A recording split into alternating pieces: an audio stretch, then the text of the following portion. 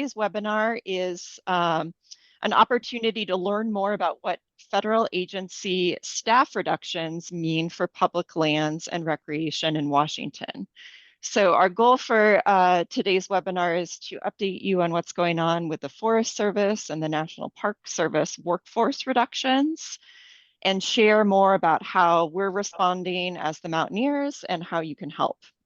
So there is obviously a lot going on in DC right now, but this particular issue is critical for the Mountaineers, for our programs, for our membership, and of course, the outdoor places that we love. So we wanted to make sure that we got a chance to gather as a community and discuss this. So if you could go to the next slide, please. So what we'll cover today, we'll give a brief overview of the Mountaineers Conservation and Advocacy Program. We'll give a timeline of the federal workforce reductions. There's been a lot going on, and so we'll kind of ground ourselves in those facts. Then we'll go into a deep dive on the federal workforce reductions. We'll share how we've advocated against these staffing cuts and what's next. And then we'll end with how you can help us protect public lands and advocate for our critical land management partners. And we'll end with a Q&A. So we do have over 60 folks joining today. We will plan to save the majority of the questions for the end. So feel free to share questions in the chat as they come to you. If you do have an urgent clarifying question, please use the raise hand feature and we'll make sure that we call on you. All right, so I'll hand it off to my colleague Connor to share a land acknowledgement to get us started. Thanks, Betsy. Good afternoon, everyone. So as you all might know, our Mountaineers programs and activities and our advocacy center around special outdoor places, which are the ancestral lands of Native peoples, including the Pacific Northwest Indian tribes. And this photo here is from a Mountaineers paddle activity down on Butt Inlet near Olympia, which is the ancestral lands of the Squaxin Island tribe and other tribes. So as we talk about the federal land manager workforce reductions, which we'll be discussing today, I want to underscore the importance of recreating responsibly, which we'll talk more about how to do that today later in the presentation, but recreating responsibly when we visit the lands we love. And part of that is recreating mindfully and respectfully and working to learn about the connections of First Peoples, the original stewards of these places. So you can learn more about that through the content on our Honoring Native Lands and Peoples webpage, which we'll put the link to in the chat. So as you continue to get outdoors this year, I encourage you to think about how you can incorporate mindfulness and learning about native lands and peoples into your outdoor experience, preparing for deeper connection to the natural world, our shared home. Thank you, Connor. So for those of you who are new to our conservation work, this is just a quick overview of what we do for the Mountaineers. We have 3 pillars of our conservation work: education, stewardship, and advocacy. As far as our advocacy agenda on the next slide, we advocate for conservation and recreation policies that protect public lands, climate, and sustainable outdoor access in 4 main priority areas. So landscape conservation, like wilderness designations. Public lands funding is primarily what we'll be talking about today. Sustainable outdoor access, both policy and funding that allows us to get outside. And then climate action.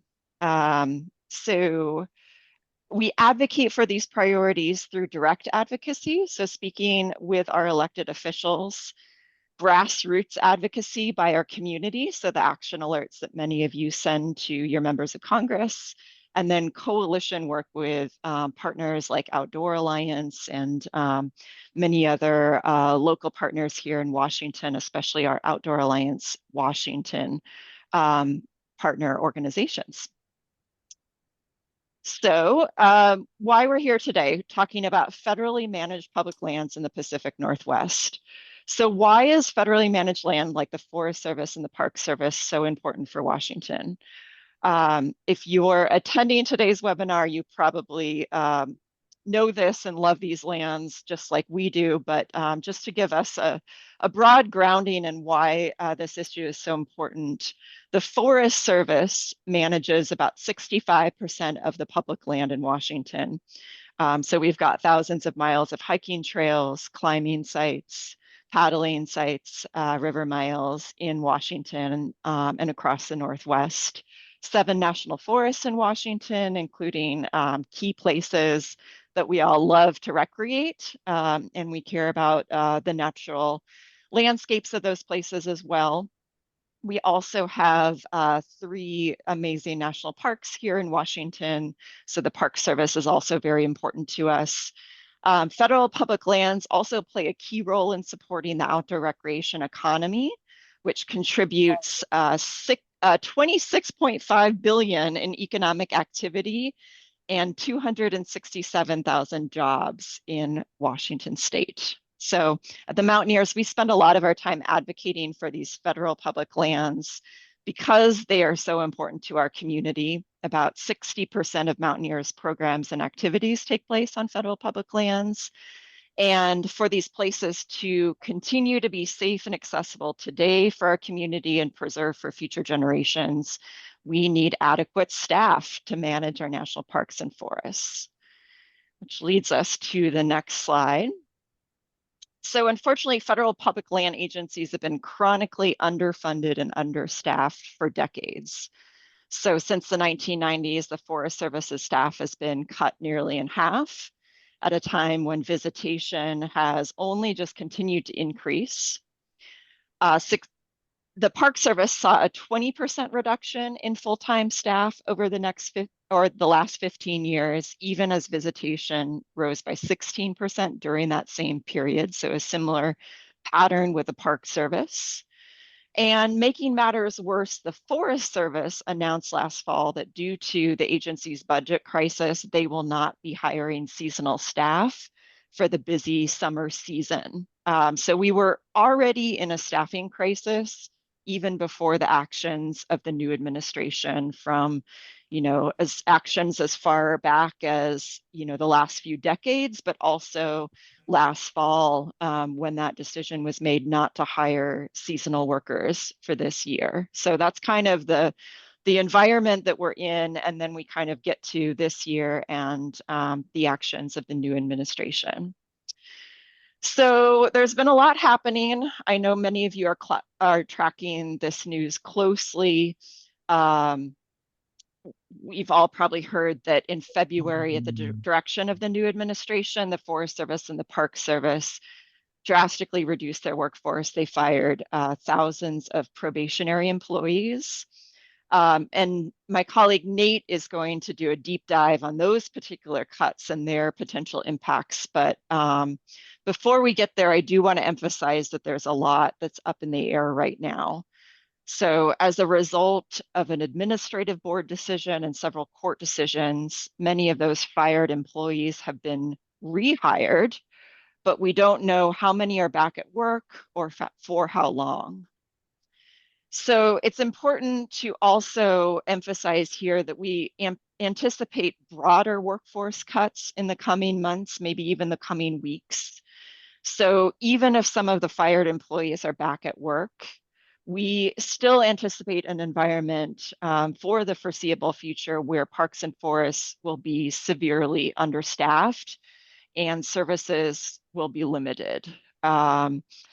So we've seen the probationary employees fired. We've seen them hired back. We may see them fired again. We will probably see a lot of other valuable land management staff fired again as well. So we are most definitely in an environment of chaos and uncertainty, and that's really trickling home to our community, but also the really valuable employees who steward our public lands.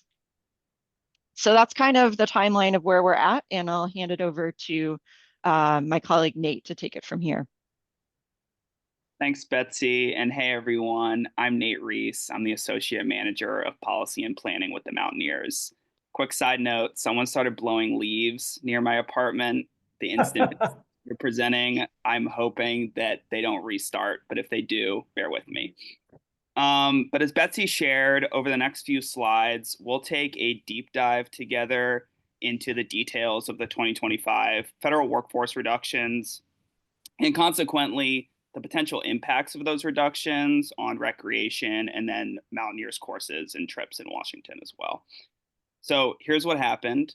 On February 13th and 14th of this year, at the direction of the new administration, the Forest Service fired 10% of its entire workforce nationwide, and that amounted to approximately 3,400 employees nationwide, and then 125 employees were fired in Washington as part of these cuts. And again, as Betsy shared, this was the second. Do you have a minute to come back and figure out why I can't get audio for a Zoom conference? And what was I saying? Oh yeah, again, as Betsy shared, this was the second round of extensive staff reductions for the Forest Service in the last 6 months. Meanwhile, the Park Service fired 1,000 employees nationwide, which amounted to approximately 5% of their entire workforce. On top of these workforce reductions, the administration announced a hiring freeze for the remainder of this year for federal agencies. So what that means is that if someone leaves the Forest Service or Park Service, their position will not be refilled. We're expecting that this could quickly become an issue because as folks take, say, early retirement, their positions will not be refilled. So on top of these mass firings, we could lose a number of employees with a depth of really valuable and institutional experience because the agencies can't refill their positions. So why are these employees so important for public lands upkeep? So the firings mainly targeted employees classified as probationary staff, meaning they were either recently hired by the agencies or recently promoted into Try your earbuds now. The audio was blocked. new positions. And many of these folks had worked at the Forest Service or Park Service for many years. Some were even approaching a decade or more of service.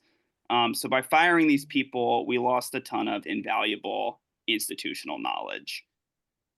Another important thing to note about probationary staff is that those folks had fewer or no civil service protections compared to other staff within these federal agencies, so they were way easier to fire. What do these staff do? Well, the vast majority of fired staff do essential on-the-ground operational work for our public lands. So that can include things like maintaining trails, managing campgrounds and bathrooms, packing out improperly disposed human waste, assisting in search and rescue efforts, educating the public on things like leave no trace. The list goes on, but in summary, at a high level, these folks do the work that keep our public lands open, safe, and accessible for all. We should note that the rationale that the administration gave for these cuts was to trim the fat off of our federal agencies, but in reality, these cuts really took the muscle out of our land manager workforce. As we'll see on the next slide, cutting these employees who mainly do the same types of operational work meant that some areas in our national forests saw their entire wilderness or trail crews eliminated or close to that. So on this slide, we're going to dive into how these cuts impacted recreation staff specifically in Washington. But first, I want to reiterate and re-acknowledge that there's still a lot of cloudiness around this, due to the upcoming RIFs, the federal workforce reductions in force, and then the fact that some or even many probationary employees have now been rehired, as Betsy was sharing in earlier slides. So I'm sharing these examples to illustrate what the impacts of these cuts look like in February and March after the probationary staff firings, with a pretty major caveat that these things are changing almost daily at this point. Let's start with the Mount Baker Snoqualmie National Forest. So the Mount Baker Snoqualmie, or MBS, is the most visited national forest in the United States. It sees over 2 million visitors a year. And between the recreation positions lost due to the seasonal hiring freeze last year, plus the recreation staff fired by this administration, the Mount Baker Snoqualmie National Forest saw a 70% reduction in recreation staff this year. That left approximately 16 staff in their recreation program to manage around 280 recreation sites. So things like trailheads, campgrounds, day use sites, and boat launches. And then also to manage around 1,500 miles of trail. Moving to our second example, the Okanagan-Wenatchee National Forest. This national forest in Washington is also highly visited, and it's massive in size. To give you the scope, the national forest is approximately 3.8 million acres, 180 miles in length. It runs from the Canadian border all the way down to the Goat Rocks Wilderness on the east side of the Cascades. So it's huge.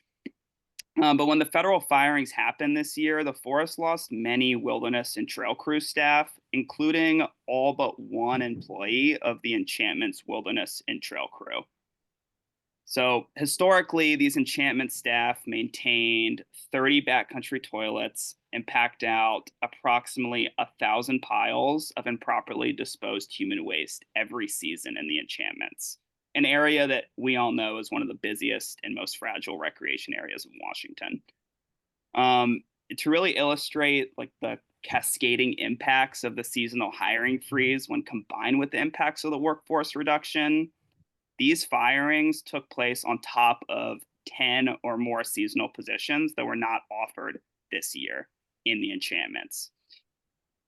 Meanwhile, the teams that provide stock support for any backcountry trail work in the Okanagan-Wenatchee National Forest were also fired. These staff, along with mules and horses, carry out things like gear, supplies, and wildfire fighting equipment into the backcountry. So clearly, really, really critical work. These are just two examples of many impacts throughout our national forests. On the next slide, we're going to look at a map of Washington and our national forests to help illustrate the full scope of these 2025 workforce reductions. So here's a sort of grainy map of our national forests in Washington. To start with, as we've already discussed, the Mount Baker Snoqualmie National Forest saw a 70% reduction of its recreation staff. And adjacent to the MBS in the Okanagan-Wenatchee National Forest, over 40% of its recreation staff were fired. This number, 40% or percentage, does not include seasonal staff positions that were not brought on this season due to the seasonal hiring freeze. Moving to the west, to the Olympic National Forest. The Olympic National Forest actually lost no recreation staff, as far as we know, as part of the 2025 workforce reductions. But they only had 7 total recreation staff to manage the entire national forest to begin with. So I guess a win is a win, but clearly 7 staff is incredibly insufficient to manage an entire national forest. And I think this example really illustrates how years of chronic underfunding, plus the seasonal hiring freeze last year, has really decimated staffing levels in a lot of our national forests. Heading south to the Gifford-Pinchot National Forest, they lost nearly 40% of their recreation staff as part of the workforce reductions. And then at the Mount St. Helens National Volcanic Monument within the Gifford-Pinchot, they lost all but one of its recreation staff. And then finally, last but not least, if we head east to the Umatilla National Forest, over 60% of recreation staff were fired as part of these cuts. So what does this mean for recreation? Again, I'm going to reiterate, we can't be certain what the impacts of agency reductions will look like this year. Many folks have been rehired. With upcoming reductions in force, many of these folks may be refired. We just don't know. What we do know is that through our conversations with the Forest Service over the last couple months, it's clear that they're going to try their best, as they always do, to avoid closures and do what they can with limited resources.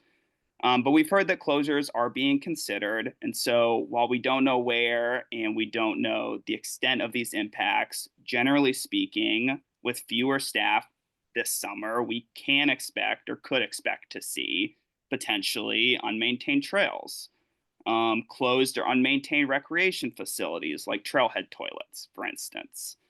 We could see closed campgrounds, overflowing trash cans at trailheads, unremoved human waste, as we discussed already in a place like the Enchantments or another popular area, unremoved human waste could definitely be a substantial concern. And then additionally, we could see things like closed ranger stations or reduced hours at those stations, and even see slower backcountry emergency response times for search and rescue efforts. So with that, let's transition briefly to cover the Park Service staff cuts. I wouldn't go so far as to call this good news, but certainly better news than the Forest Service. The Park Service staff reductions were less intense than the Forest Service reductions. The Park Service saw a 5% reduction in their entire workforce compared to the Forest Service's reduction of 10%. And the Park Service critically was allowed to hire seasonal staff this year. The issue, though, is that the chaos that has really characterized the first few months of the administration, including a federal hiring freeze, the agency workforce reductions, and other plans like plans to shutter national park offices throughout the country, all of those factors have combined to form almost this perfect cauldron, which has left the agency behind, and in some national parks way behind, their typical hiring schedule. And so that uncertainty may impact the visitor experience at parks this summer if the parks aren't able to hire all the seasonal staff they need to operate effectively. We just don't know yet. And then I wanted to briefly share an example that I thought was particularly compelling about the 2025 workforce reductions. So this year, as part of those reductions, the only plumber in Mount Rainier National Park was fired. I don't think this fact needs any further explanation as to why it's bad news. And this person may have been rehired, we just don't know. One more slide before I'll pass it back to my colleague Betsy, but I wanted to touch on potential impacts of these cuts to Mountaineers courses and trips. I'm sure many folks on this call are Mountaineers leaders, have taken a Mountaineers course, and are already relatively familiar with the world of federal permitting. But just to get everyone on the same page, all of our volunteer leaders rely on permits to teach courses in our national forests and parks. And these permits are critical to the Mountaineers mission because, as Betsy already mentioned, 60% of our courses approximately occur on federally managed land, like Forest Service and Park Service land. So we need these permits to operate. The good news is that our current understanding is that no permitting staff have been fired this year in Washington. That's great news for our programs. A substantial part of my workload is working with our agency partners in the Forest Service and Park Service to manage our permits. And between February 13th and 14th of this year, when the workforce reductions took place, to now, I have not experienced any impact to our permitting work. And in fact, I've been able to get a lot done with our agency partners, including meeting with several Forest Service permit admins in their district, so in person. However, as we've discussed, that could change in the coming months as the administration tees up deeper workforce cuts, and these reductions could impact permitting staff. And then finally, of course, our trips and courses could be impacted by general staff reductions, like if with fewer staff, closures occur, or there's a lack of recreation facilities, like that's going to have an impact on our courses and trips. As we hear more information, we'll continue to communicate closures and impacts with our community. We want to make sure our leaders have all the information they need so that your courses and trips face the least amount of disruption possible this summer. And with that, I'll hand the reins back to my colleague Betsy. She'll share how we're currently advocating for our agency partners and our public lands. Thanks, Nate. So not surprisingly, we have done a lot of advocacy to push back against these cuts. We've been spending a lot of time on this issue lately with our partners because this is such a critical issue. I'll start with what a lot of you have already done, which is send over 3,000 messages to your senators and representatives. Thank you so much for doing that. If you haven't taken our action alert yet, Connor just dropped a link in the chat. And if you have, I really encourage you to send this to your friends and family, especially your friends and family in other states. We are fortunate here in Washington to have members of Congress that do really care about our public lands and recreation. But there are definitely members that need to hear from recreationists. It is still important to contact our members, even though they are generally supportive, because you all look at the news, there's so much going on that we really need to elevate this issue to their attention. And so that they're focusing on this issue in addition to the other critical issues. So the staff, including Nate and Connor and I, have already done a lot of direct advocacy with lawmakers. We have reached out to every member of the Washington delegation, including several meetings, to share more about the local impacts of these cuts. And I will say we have heard more direct outreach to us from our senators and representatives on this issue than probably any other issue in my time with the Mountaineers. Several offices have reached out to invite us to participate in roundtable meetings directly with the member of Congress. I have met in those settings with Senator Murray and Representative Smith. We are also trying to raise awareness of the impacts of these cuts in the press. We co-published an op-ed in the Seattle Times with Washington Trails Association, and I have spoken with several reporters to make sure that they are getting the word out. We're also working with our partners because it's more powerful to advocate as a coalition. We're working with Outdoor Alliance on a national basis to coordinate on strategy and reach out to other key elected officials all across the country. And I will say generally, folks are fired up about this. They really want to hear stories of local impacts, and you know, they're not hearing much in Washington, D.C. from the agencies, so they really want to hear from us. There is kind of limited actions they can do to push back against these cuts, but I think for now, just raising the awareness, getting their attention on these issues, and looking for ways that we can move the needle, which I'll cover in just a little bit.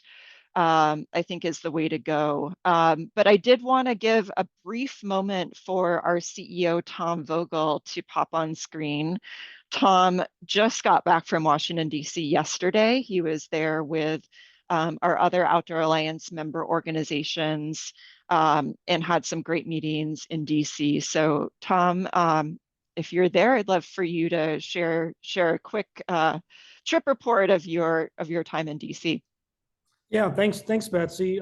Yeah, hi everyone. Tom Vogel. I'm the CEO of the Mountaineers, and it's been my honor to serve the organization for about the last 9 years. One of the things that I really love about my role is the opportunity to go to DC, go to Olympia, and to represent our organization as well as the broader outdoor community.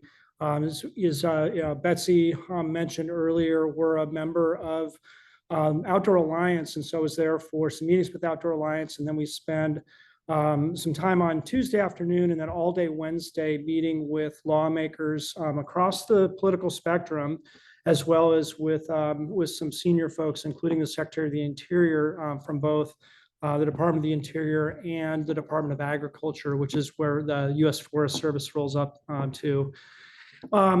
I guess a couple of things that I would call out. One is that importantly, the Mountaineers and Outdoor Alliance has a seat at the table. We have a seat at the table, and we're able to get meetings with conservative Republicans, with Democrats, with our land managers, And that's really important for the work that we do. As a 501c3, especially as a member-based 501c3, it's super important that we avoid politics and that we focus on policy. And it's one of the reasons why we have the ability to get those meetings and to speak on behalf of the outdoor rec community. And our approach, both as the Mountaineers as well as through Outdoor Alliance, is to be pragmatic, to be nonpartisan, to be firm in our points of view around things that are really of critical importance to our community, but to do it in a way that is constructive and that maintains the ability to continue to have conversations. And so I think we'll get maybe more into some of the details of some of the specific policies, but some of the things that we were most concerned about this week is one is the possibility of large-scale transfers of public lands as a sell-off to basically plug a budget hole. It's something that would be very concerning to us, and we were resolute in our opposition to that. There are some situations that are legal and that and where doing property swaps or things that are done under current guidance and have been done for many, many years are acceptable. But the idea of selling off public lands to plug a budget gap is a really terrible idea. And so that's one of the key issues that we're advocating for. Obviously, the staffing cuts and the impact that they're having is another. And then there's some other policy kinds of things that we've been working through as well.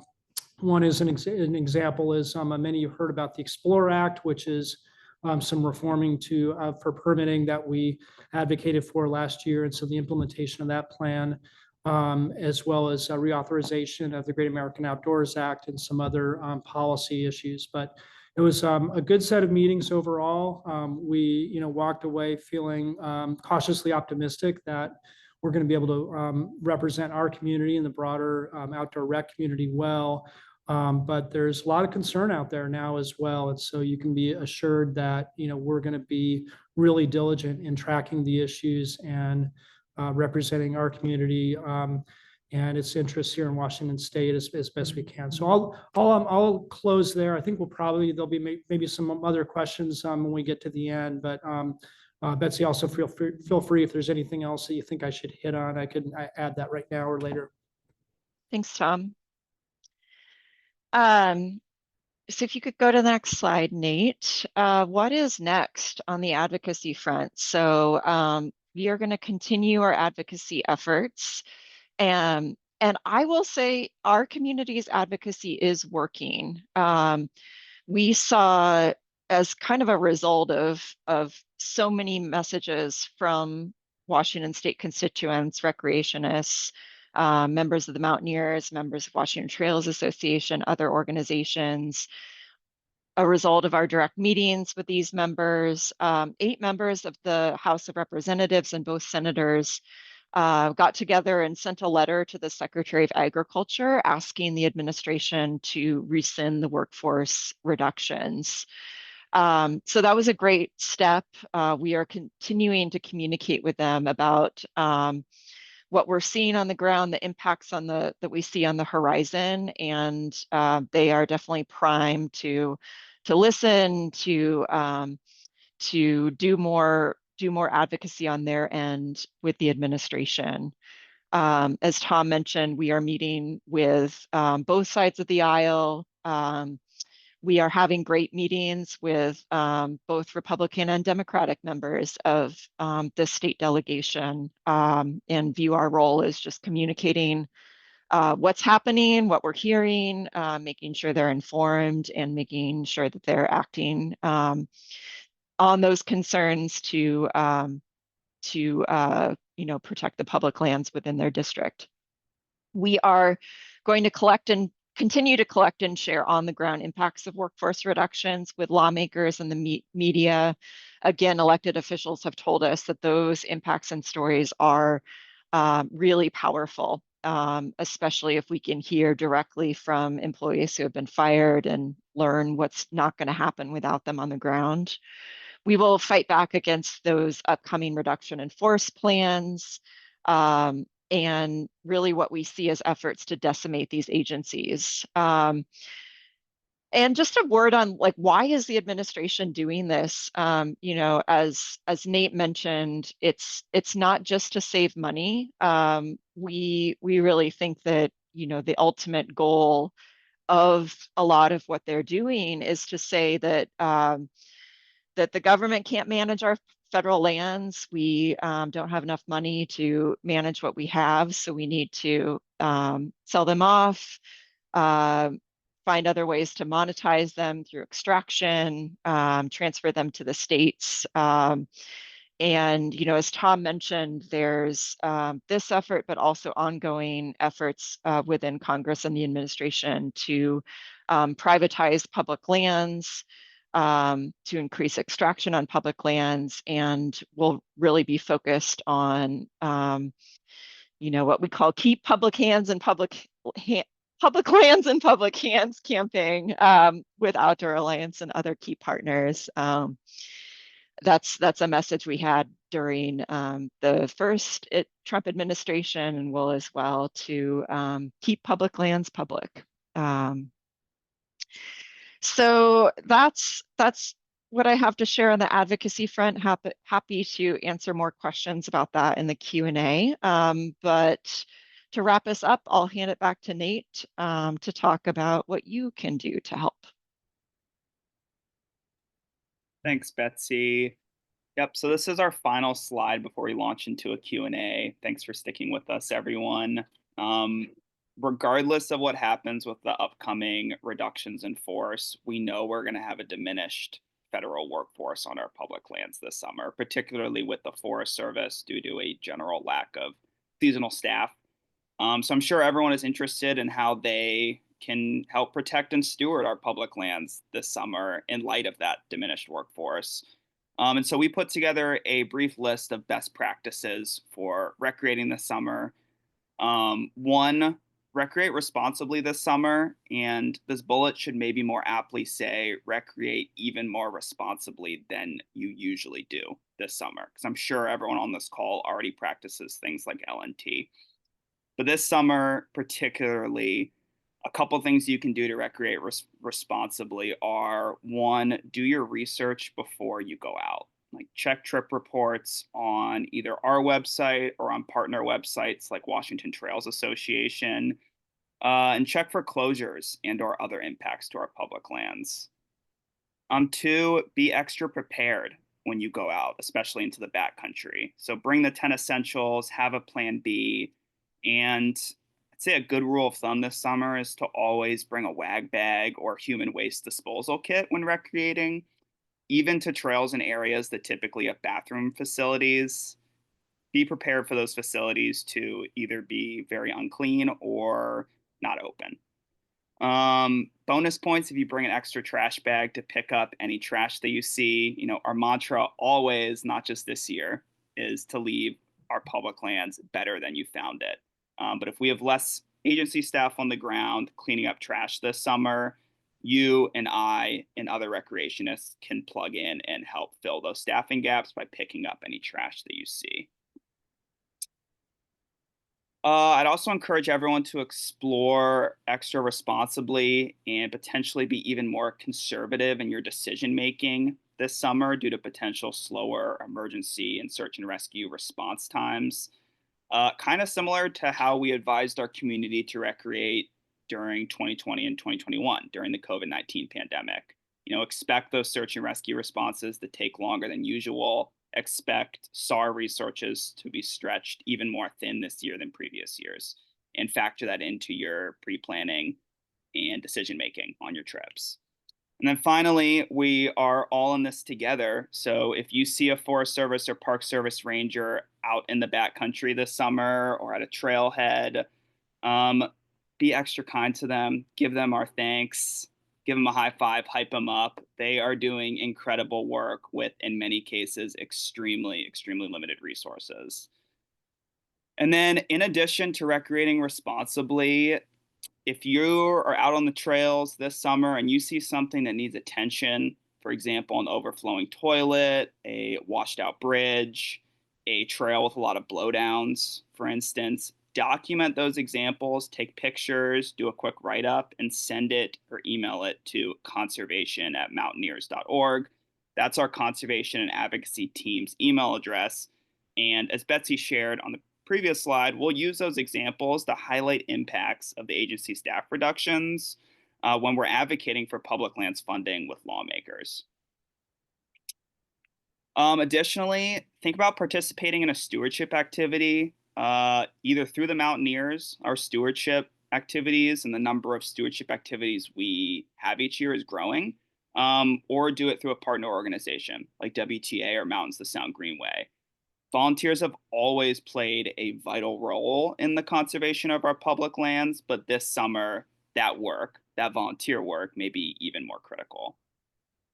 And then last but not least, look out for and take our relevant action alerts. Our Washington congressional delegation loves hearing from our community, and they genuinely pay attention when lots of us speak up in support of or in opposition to an issue.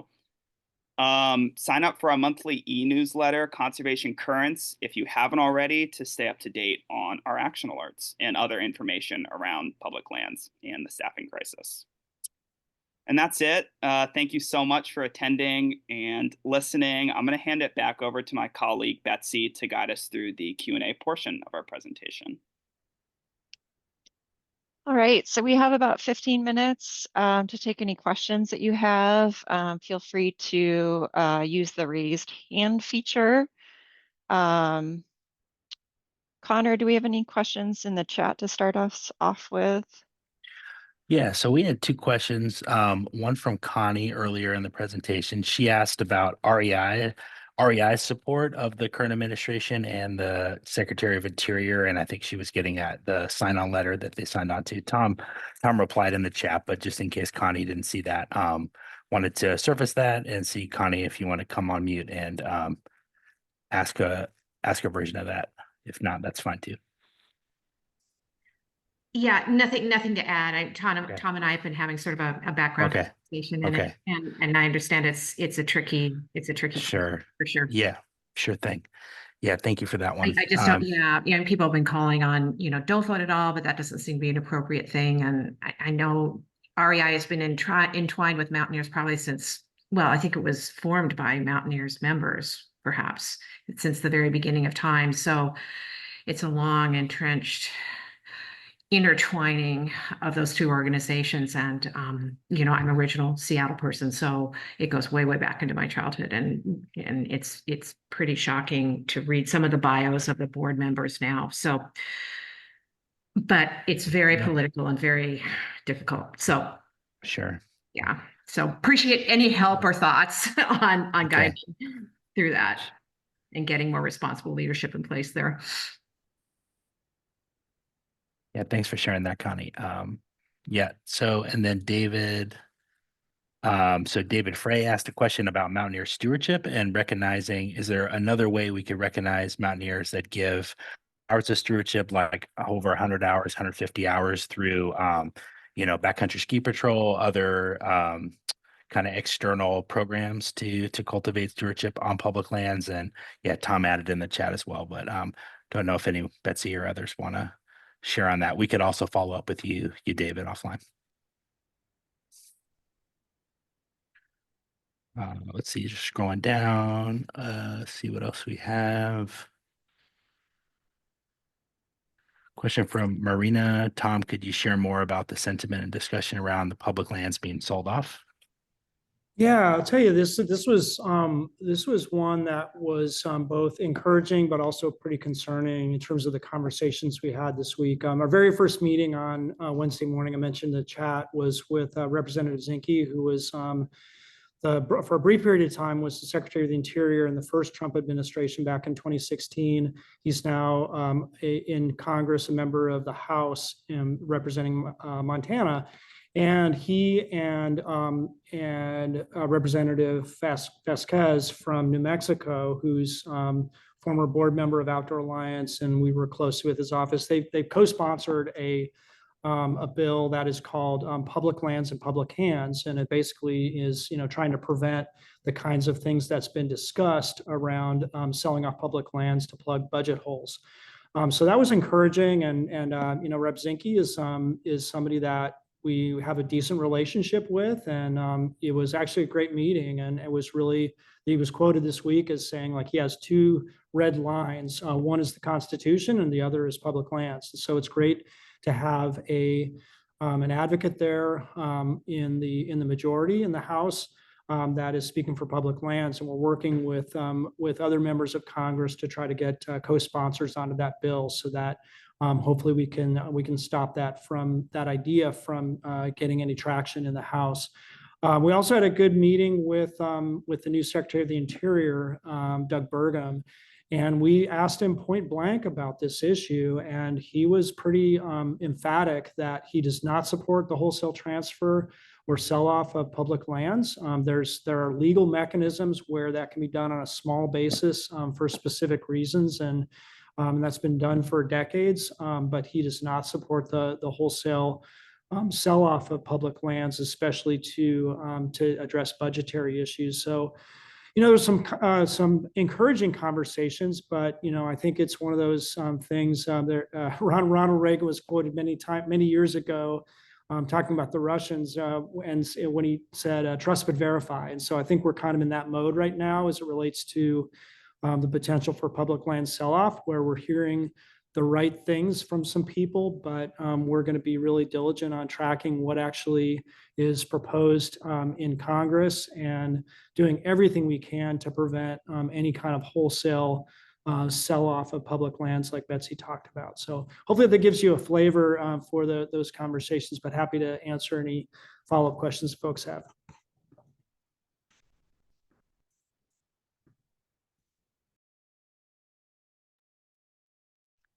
Carrie Ann, go ahead.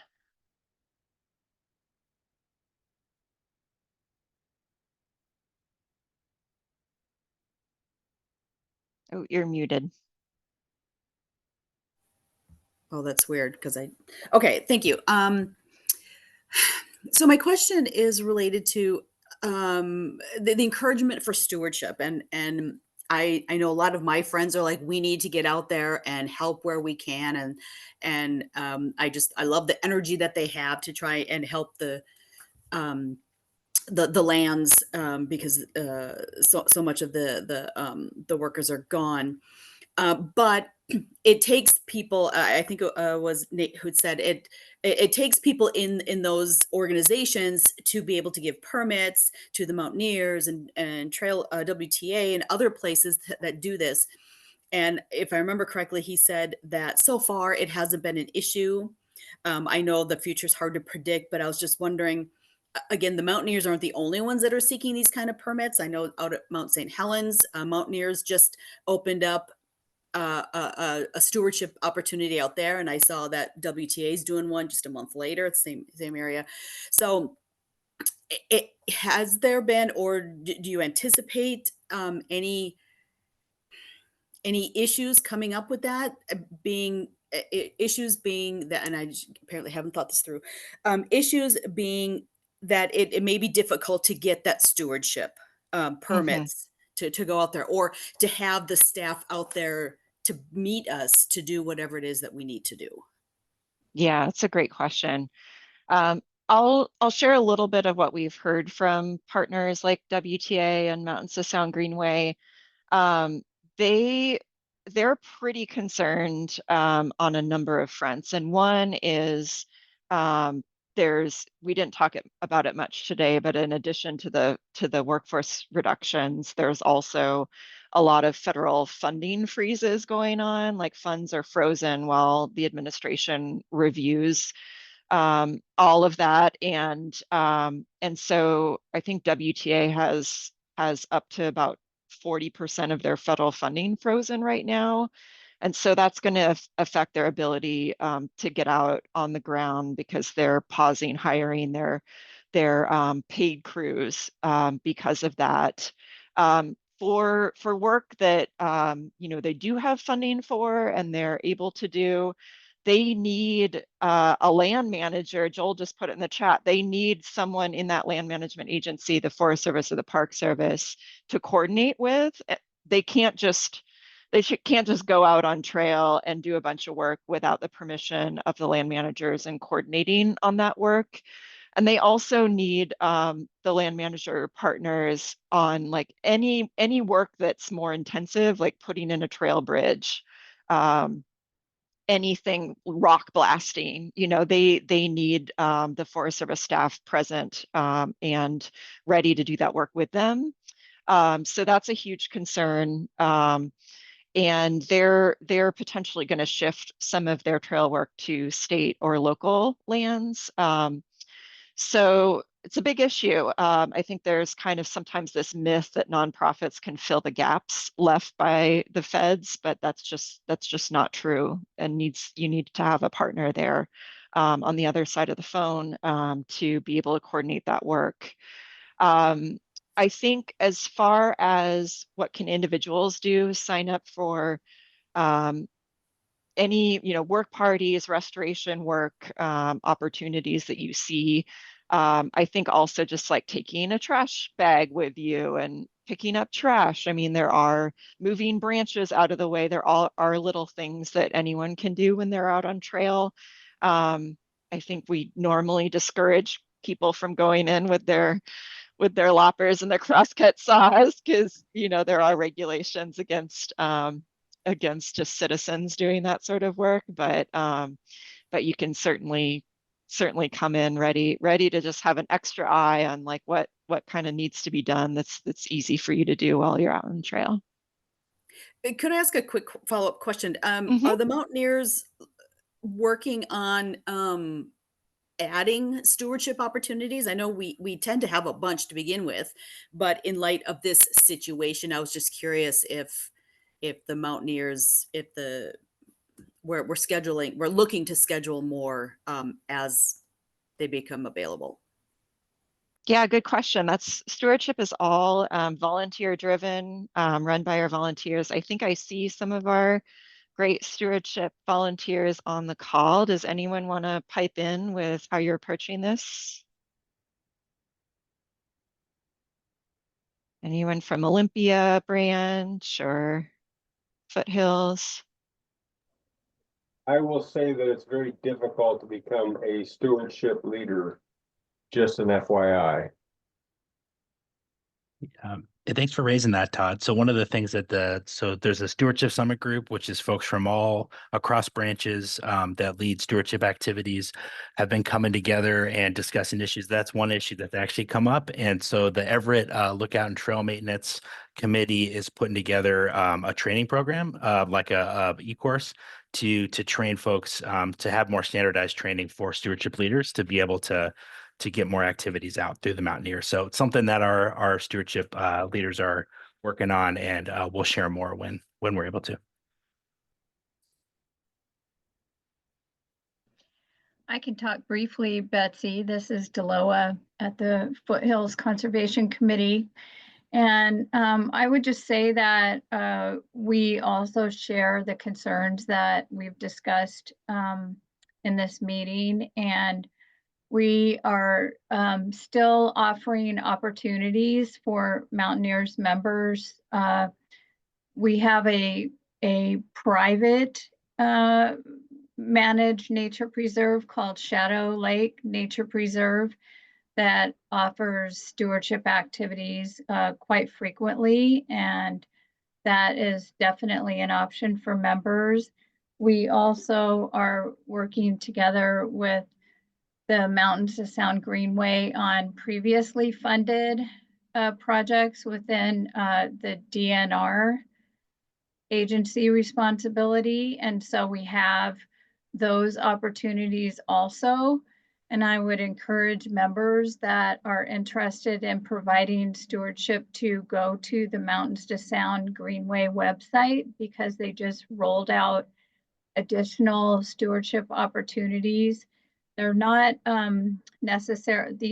These particular recent rollout is not necessarily under the Mountaineers purvey, but there's opportunities for members who do perform stewardship to track their hours and then reach out to info@Mountaineers. So we are continuing to offer quite a few stewardship activities. We've got a fairly robust lineup that you're welcome to take a look at on the website. They're there right now. So, any questions? Bob from Olympia has his hand up. Yeah. Thank you, Connor. Olympia has 2 or 3 right now, 3 days worth of listed trips on Mount St. Helens. And we'll be listing more of those later on as the year progresses for pulling Scotch broom and other issues there. We also have 5 campground cleanups scheduled. Some of those are already filled, some of them are not. Wait lists for a few of them. But we continue to work pretty closely with the Olympic National Forest, especially. And we were heartened to know that no one was lost there that we know of. But obviously they have been cut back over the years, and they're definitely in need of a lot of work. There's about 5 or 6 different trail organizations around Olympic National Park that do a lot of work with the Forest Service, among others, Backcountry Horsemen and Mount Rose Trail Crew. So there's lots of opportunities in the Olympics for this kind of thing. Great, thanks, Bob. So we are at 1:30. If folks need to hop off, go right ahead. I think we can stay on for a few more minutes if there's any extra questions that are popping up in folks' mind.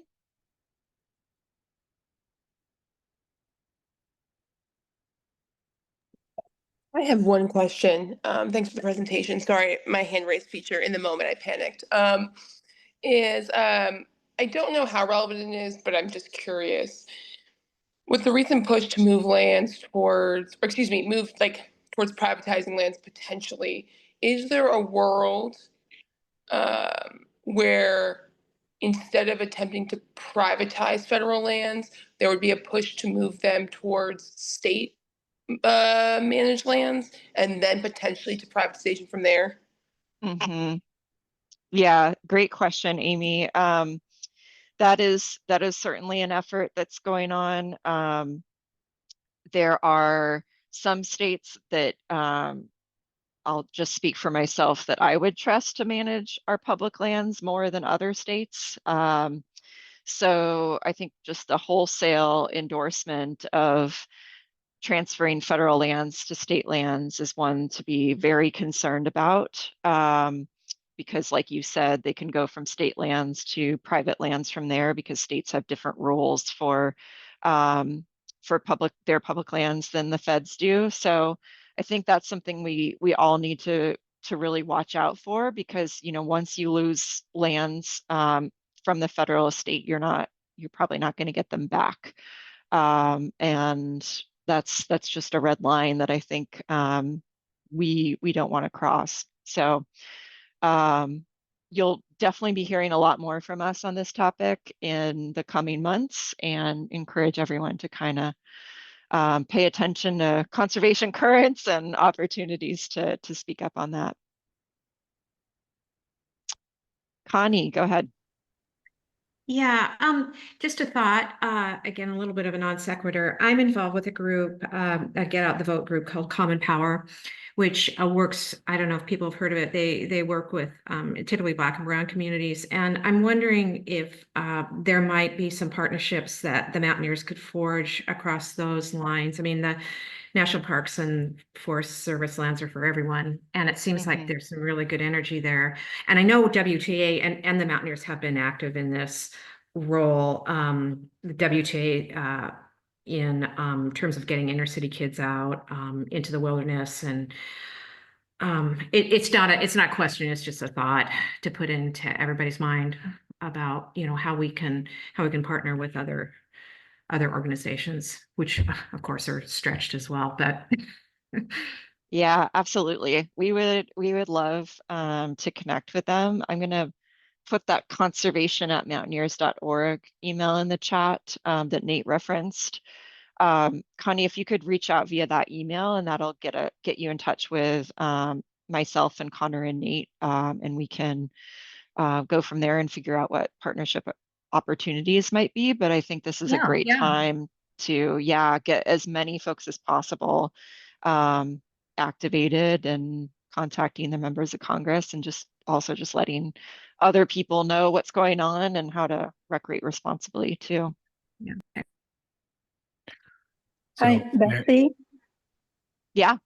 This is Stivers in Olympia. I'm on the stewardship committee here. Hey, Zua. And we've been talking about or trying to put together a mentorship program for stewardship in our branch. So, and we're thinking that that's something that might be able to be added to, the stewardship kind of the course that's being developed with the Everett group.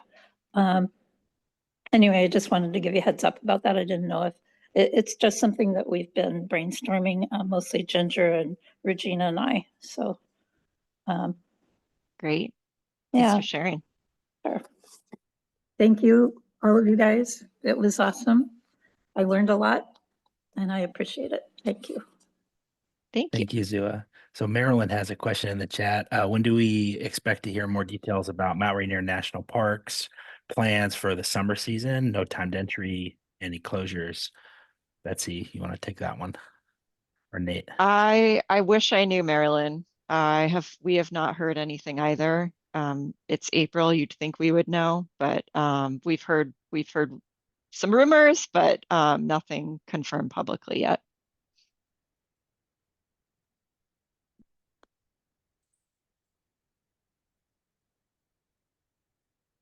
Any other questions? Not seeing anything else in the chat. Thanks for hanging in there with us, everyone. Appreciate all the questions. Yeah, thanks everyone. Connor dropped the link in the chat, but the next opportunity to hear from us will be a presentation as part of the virtual leadership development series about wildfire and the Pacific Northwest and how that's impacting our outdoor experiences and our Mountaineers programs. Definitely a very important issue in terms of the subject that we're talking about today.